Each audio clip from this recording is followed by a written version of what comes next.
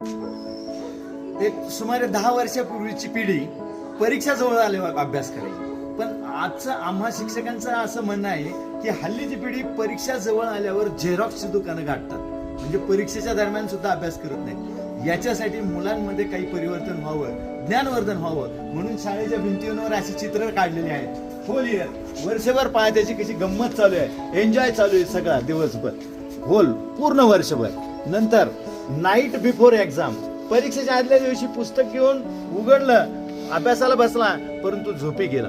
आणि नंतर in exam परीक्षेमध्ये त्याची काय अवस्था झाली बघा. सगळे विज्ञान, गणित, जीवशास्त्र, रसायनशास्त्र सगळे त्याच्या डोक्याभोवती नाचायला लागलं आणि त्याच्या परीक्षेमध्ये अशा हाल झाले सगळे. म्हणून मुलांनो काय केलं पाहिजे आपण सगळ्यांनी? आम्ही आता वर्षभर अभ्यास करणार आहोत.